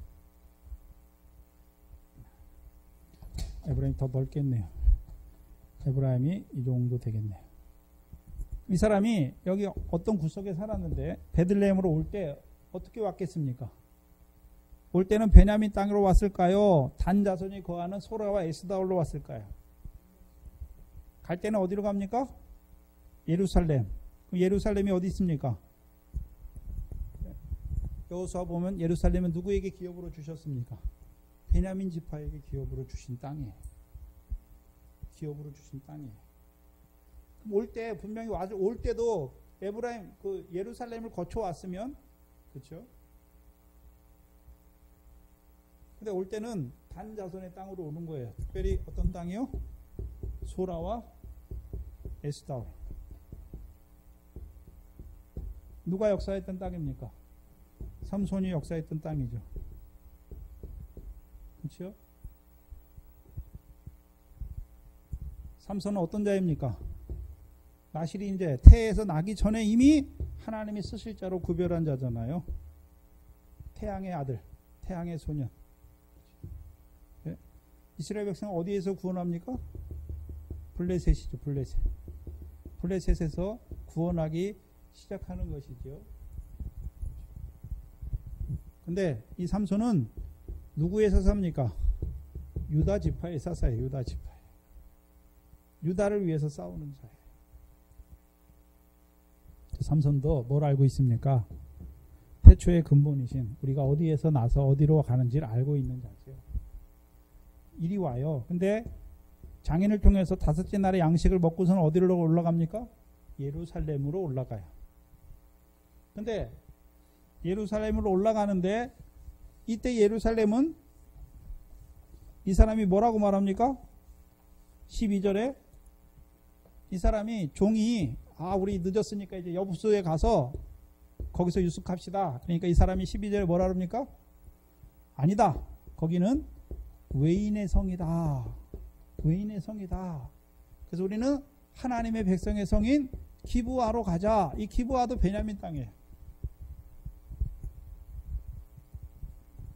그럼 봐야 돼요. 뭘 봐야 되냐면 예루살렘은 하나님이 누구에게 주셨습니까? 베냐민에게 주셨죠. 베냐민에게.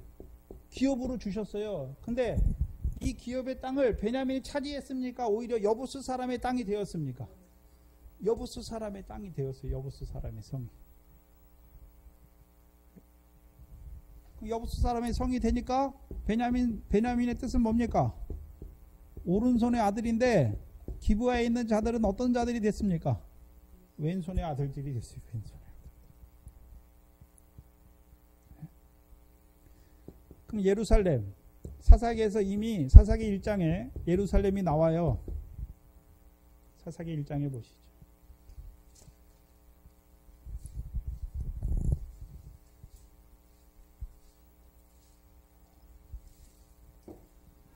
사사기 1장에 2절에 1절부터 보시면 여호수아가 죽은 후에 이스라엘 자손이 여호와께 묻자와 가로되 우리 중 누가 먼저 올라가서 가나안 사람과 싸우리까? 여호와께서 가라사대 유다가 올라갈지니라 보라 내가 이 땅을 그 손에 붙여놓으라. 자, 유다 자손이 먼저 올라가는데 유다 자손에게 하나님께서 주신 말씀이 뭡니까? 네가 올라가서 취해라 말합니까? 이미 내 손에 붙였다라고 말씀합니까? 과거형으로 말해요. 싸우기 전에 이미 올라가기 전에 하나님께서 이미 내 손에 붙였다. 그래서 우리의 믿음은 뭡니까? 이미 이루신 걸 믿는 거예요. 이루신 걸. 이미 이루신 걸 믿는 거예요.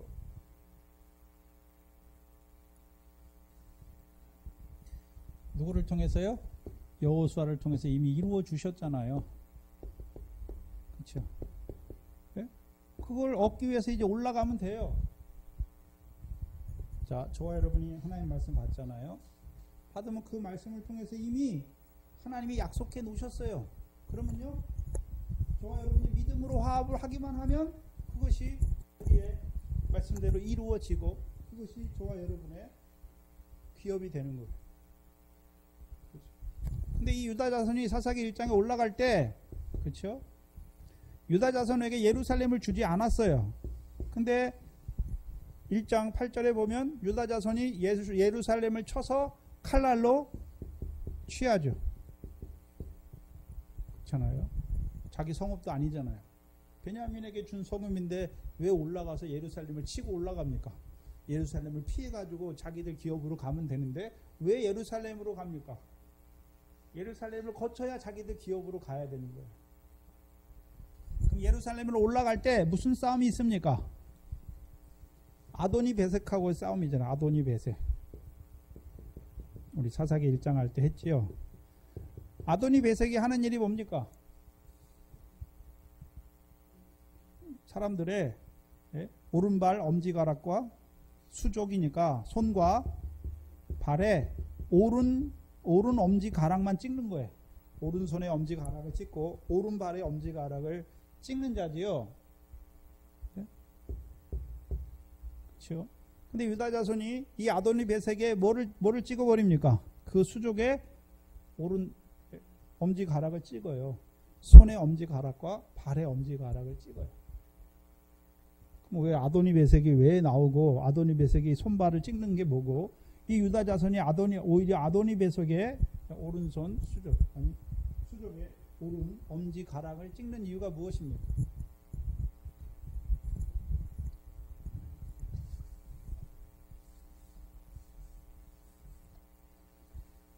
아도니 베색을 잡지 못하면 예루살렘으로 올라가지 못해요. 그렇죠? 그래서 아도니 베색을 찍어야 예루살렘으로 올라갈 수 있어요. 그럼 하나님 백성에게 오른손, 그렇죠? 오른손 엄지가락과 오른발 엄지가락, 오른손 엄지가락과 오른발 엄지가락이 중요한 이유가 무엇입니까? 두 가지. 첫 번째, 두 번째.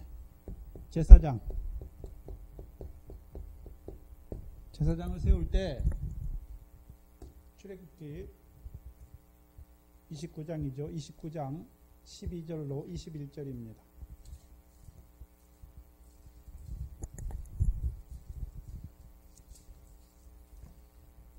출애굽기 29장 19절, 20절, 21절입니다.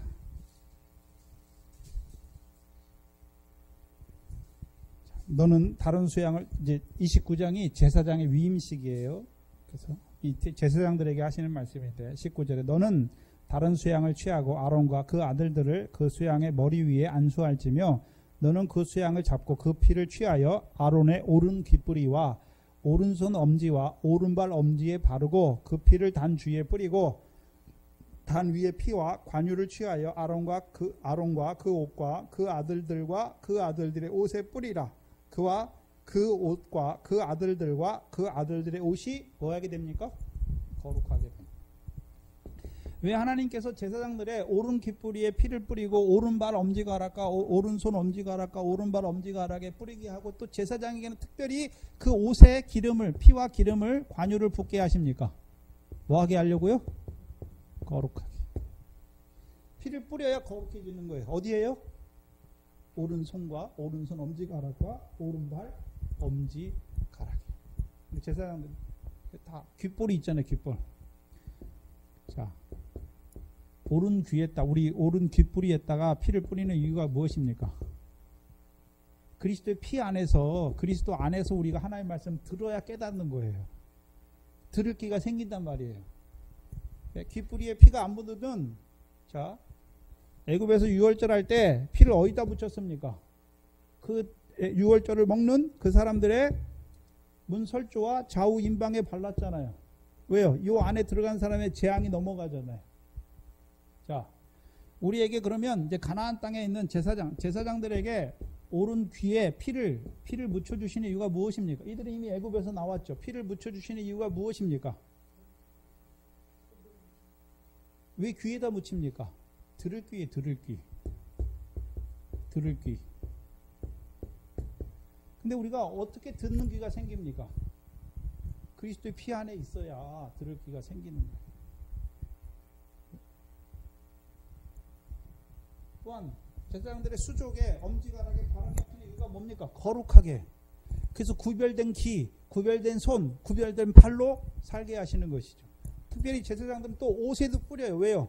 거룩한 생활을 본의 생활을 살게 하시기 위해서. 그러면 제사장이만 뿌리는 것이 아니라 그렇죠? 그럼 제사장들에게 만약에 제사장인데 여러분이 제사장인데 오른손 엄지가락과 오른발 엄지가락이 없어요. 그럼 어떻게 됩니까? 피를 바를 수가 없어요. 다른 데는 못 발라요. 왼발하고 왼손에는 안 발라요. 엄지손에 오른손에 엄지가락과 오른발의 엄지가락에만 바르게 하시는 거예요. 이게 없어요. 그러면 그리스도의 피를 바를 수 있습니까? 없습니까? 없어요. 그러면 거룩해집니까? 거룩해지지 못합니까? 거룩해지지 못해요. 근데 귀는 안 베요. 이 아도니 배색이 귀는 베지 않아요. 그럼 아도니 배색도 어떤 자입니까? 말씀을 받는 자예요. 그래서 아도니 배색이 하는 말이 뭡니까? 내가 많은 사람의 엄지가락을 베었더니 하나님이 내가 행한 대로 하나님이 내게 갚으셨다라고 말하잖아요. 갚으셨다. 그럼 아도니 배색이 하는 일이 뭡니까? 하나님 백성에 그럼 구약에는 제사장들만 제사장이잖아요. 근데 신약에서 누가 제사장입니까? 저와 여러분이 제사장이죠. 저와 여러분이 거룩해 돼야 되잖아요. 근데 우리 스스로 거룩해지는 것이 아니라 그리스도의 피로 말미암아 어떻게 됩니까? 거룩해지는 거예요. 근데 오른손 엄지가락과 오른발 엄지가락이 없으면 어떤 자가 됩니까? 죄를 지으면서도 거룩하지 못한 자로 살아가는 것이죠. 오른발 엄지가락이 없으면 피에 씻어야 되는지도 몰라요. 피를 발라야 되는지도 모르는 자로 살아가는 것이죠. 죄가 뭔지도 모르는 거예요. 예수님 때 바리새인들 어떻습니까? 손 안 씻고 먹는 게 죄라고 얘기는 거잖아요. 예수님께서 뭐가 죄라고 생각하고요? 사람의 마음에서 나오는 그것이 사람을 더럽게 하는 죄라고 말하는데 이들은 예수님의 말씀을 듣지 않으니까 그게 죄인지도 몰라요. 죄인지 모르니까 죄를 씻을 수 있습니까? 없습니까? 못 씻는 것이죠. 그 죄 가운데 망하는 거예요.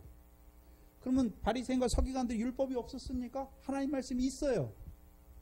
근데 그 말씀 가지고 어떻게 합니까? 자기를 의롭다고 여기죠. 자기만 의롭다고 여깁니까? 하나님의 백성들도 그 교훈을 들으면 다 어떤 자가 됩니까? 내가 의로운 자가 되는 거예요. 죄를 알지 못하는 거예요. 그럼 죄사함 받습니까? 받지 못합니까? 받지 못해요. 수족의 엄지가락을 찍는 자들을 한마디로 독사예요. 독사. 세례요한 때 역사하는 독사가 어떤 자가 됩니까? 세상죄에서 구원받지 못하게 하는 독사들. 예수님 때 독사들은 어떤 자입니까? 그리스도의 피에 율법의 저주에서 속량하신 그리스도의 피에 사함받지 못하게 하는 자들이죠. 그래서 갈라디아 교회에 어떤 자들이 생겼습니까? 거짓 선생들이 나와서 뭐라 그럽니까? 율법의 행위로 의롭다함을 얻는 자로 세우잖아요. 갈라디아 교회는 원래 성령으로 시작했잖아요. 근데 거짓된 자들로 말미암아 율법의 행위를 의지하니까 어떤 자가 됩니까? 육체잖아요. 네? 그래서 너희가 성령으로 시작하였다가 육체로 마치겠느냐? 사도 바울이 말하잖아요. 사도 바울을 통해서 다시금 돌이켜 주시죠. 근데 갈라디아서 역사는 거짓된 자들을 돌이켜 주는 게 아니죠. 그 교훈을 분별하여서 성도들을 돌이켜 주는 것이죠. 그럼 거짓된 자로 역사하는 자들은요, 그 가운데서 그 일 하다가 죽는 거예요. 두 번째, 제사장들만 바른 것이 아니라 레위기 14장 14절 이하에 보면 문둥병이 나음받은 자들, 그렇죠? 문둥병이 나음받은 자들은 항상 누구에게 가야 됩니까? 제사장에게 가야 돼. 제사장에게. 그럼 제사장이 뭘 합니까? 피를 이 사람들의 오른 깃뿌리와 오른 발과 오른 수적의 엄지발하게 갈라서 뭐 하게 합니까? 너희가 정결하게 되었다 말하는 거예요. 그럼 제사장이 먼저 뭐 했습니까? 오른 깃뿌리와 오른 손과 오른 발 엄지가락에 피를 받았고, 제사장 옷에도 피와 관유를 받아서 거룩하게 된 자들이에요. 이 거룩하게 된 자들을 통해서 피를 발라주는 거죠. 문둥병 걸린 자들에게. 그렇죠? 그럼 하나님의 백성이 제일 걸리기 쉬운 게 뭡니까? 문둥병이에요. 문둥병. 그래서 마태복음 5장에서 7장 말씀하고 산에서 딱 내려오니까 8장에 누가 나옵니까? 처음에 문둥병이 나오는 거예요. 문둥병. 문둥병의 뜻이 뭡니까? 문둥병은 멀리서 보면 혀요. 깨끗해요. 근데 가까이서 보면요, 썩고 있어요. 살이. 근데 고통을 알지 못해요. 바리새인들 어떻습니까? 자기의로 자기를 의롭다고 여겨요. 근데 주께서 보실 때는 어떻습니까? 썩는, 살을 썩게 하는 자예요. 살이 다 썩으면 어떻게 됩니까? 죽어요. 죽으면 어디 들어갑니까? 무덤에 들어가죠. 뼈밖에 안 남아요. 저와 여러분의 문둥병이 뭡니까? 하나님 말씀 받았어요. 내가 그 말씀대로 행하려고 하는 게 문둥병이에요. 형제를 사랑해야 돼요. 근데 어떻게 합니까? 내가 베드로처럼 내 형제가 나한테 죄를 범하면 내가 몇 번이나 용서해 주면 되겠습니까? 하루에 7번 용서해 주면 되겠습니까? 내가 용서하는 자리예요. 우리가 죄를 용서할 수 있습니까? 없어요. 그럼 주기도문에 우리가 우리에게 죄 지은 자를 어떻게 사해 줍니까? 그 사람이 죄를 깨닫게 해서 그리스도의 십자가 앞에 나아가게 하면 되는 것이지, 우리가 우리 피를 뿌려주는 것이 아니라 그리스도의 피를 그의 발과 그의 손에 뿌려주는 거예요. 우리가 사해 주는 것이 아니라.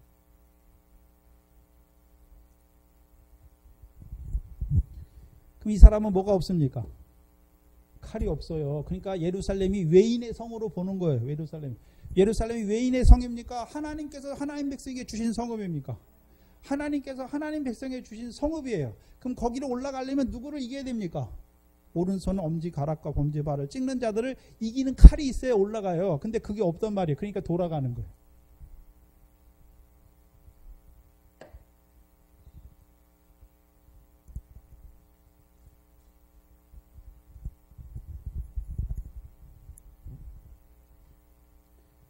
왜 돌아갑니까?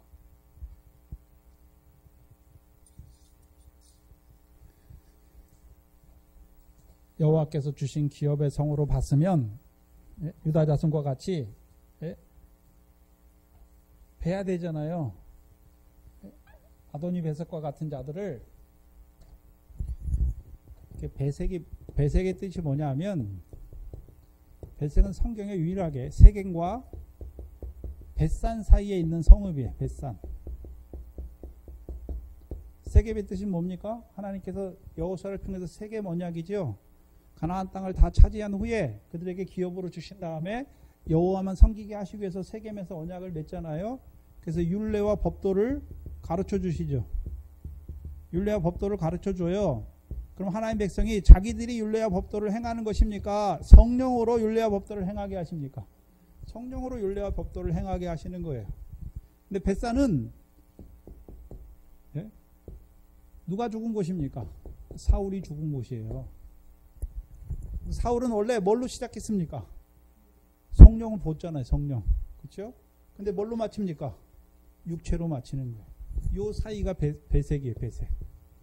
베색은 깨뜨림이에요. 깨뜨림.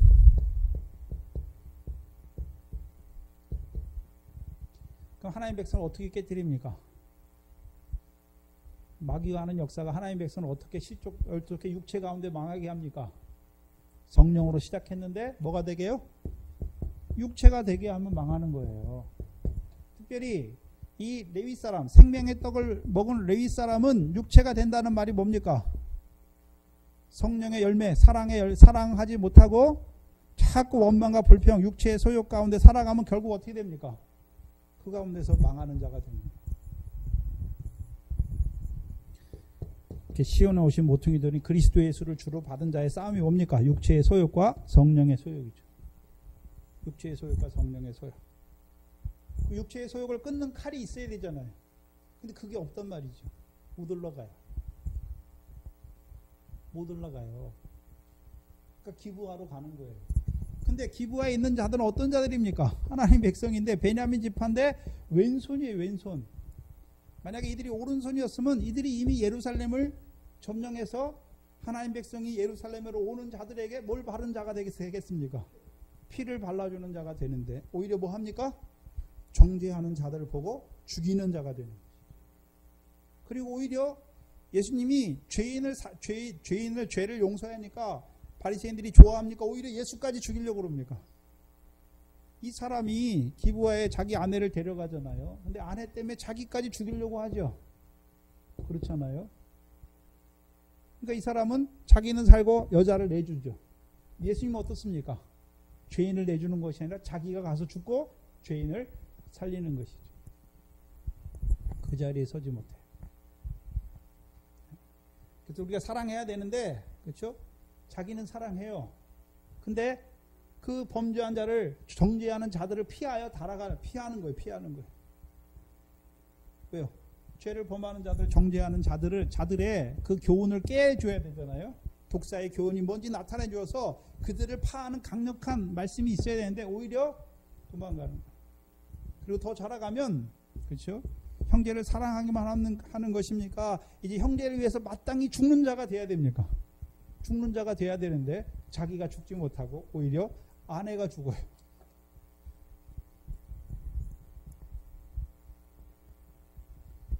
그 다섯째 날의 저녁의 역사를 알지 못하고 하니까 여섯째 날의 역사를 보지 못하는 자로 살아가는 것이죠. 그래서 하나님께서 여섯째 날에 복을 주세요.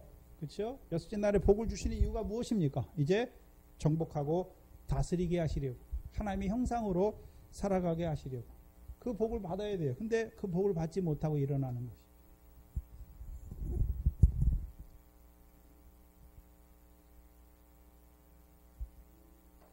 근데 저와 여러분이 이 자리에 거쳐요. 이 자리를. 그렇죠? 그래서 저와 여러분이 형제를 사랑하는데 내가 저 사람은 사랑할 수 없을 것 같아. 저 사람이랑 상종을 안 하는 거예요. 피해간단 말이죠. 네? 그냥 저 사람 포기하는 거예요. 네, 칼날이 없습니다. 그 사람에게도. 네? 그럼 내가 그에게 그리스도의 피를 묻혀줘야 되는데 오히려 어떻게 합니까? 가버리니까 그 사람은요. 네? 오른손이 있어도 죄사함을 받지 못하는, 거룩함을 얻지 못하는 자가 되는 것이고, 또 바리새인과 사두개인의 교훈으로 말미암아 그 죄를 깨닫지 못하고 오른발에 엄지가락, 오른손에 수족에 엄지가락이 없는 자로 살아가는 자들을 불쌍히 여기지 못한단 말이죠. 왜? 저들은 그 가운데서 망해도 되는 거라고 생각하는 것이죠. 왜? 우리 교회, 우리 하나님, 우리만, 이게 아니죠. 불쌍히 여기는 자가 되어야 되는 것이죠. 기도하겠습니다. 하나님 아버지 감사합니다. 이 땅에 예수 그리스도를 보내주셔서 또한 그를 십자가에 내어주시기까지 우리를 사랑하여 주시고 이제는 그 그리스도의 죽음에 합당한 자로, 그 죽음의 의미를 아는 자로 우리를 살게 하실 뿐만 아니라 또한 그 부활의 소망 가운데 오늘 한날을 살아가게 하시는 아버지 하나님 감사합니다. 우리가 이 말씀을 받았으면서도 불구하고 그 믿음의 선한 싸움에 앞장서 나가기를 즐겨하지 아니하는 저희의 미련함을 용서하여 주시옵소서. 말씀을 받았지만 아직까지도 그 대적의 역사를 이기지 못하는 우리의 무딘 칼날을 아버지 하나님 이 말씀을 통해서 날카롭게 하여 주셔서 좌우로 치우치게 하시는 것이라. 아버지 하나님 그 오른손 엄지의 수족을 찍는 자들의 그 역사를 파는 저희의 강력한 믿음이 될 수 있도록 인도하여 주시옵소서. 하나님께서 우리에게 주신 믿음 안에서 우리에게 보여주신 그 기업들이 있음을 바라보게 하시고 이제 그 기업을 얻기 위하여 그 믿음의 선한 싸움에 앞장서 달려가는 이 교회가 될 수 있도록 인도하여 주시옵소서. 특별히 이 영생의 말씀을 통하여 그 하나님 나라를 유업으로 얻게 하시는 그 성령의 열매를 맺게 하시는 아버지 하나님 감사합니다. 우리가 이제 형제를 사랑할 뿐만 아니라 이제 원수까지 사랑하게 하시고 이제 형제를 위하여 죽는 것까지도 마땅히 여기는 우리의 믿음이 될 수 있도록 인도하여 주시옵소서. 예수님의 이름으로 기도하옵나이다. 아멘.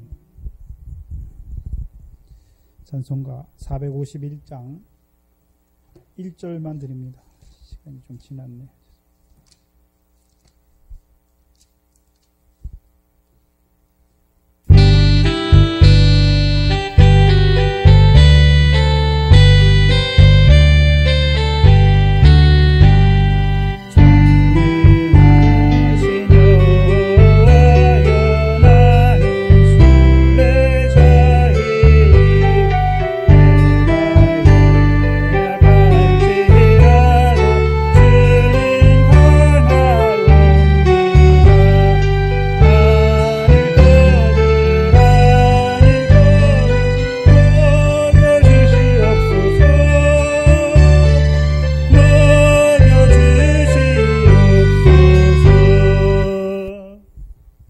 기도문으로 예배를 마칩니다. 하늘에 계신 우리 아버지여, 이름이 거룩히 여김을 받으시오며 나라의 임하옵시며 뜻이 하늘에서 이룬 것 같이 땅에서도 이루어지이다.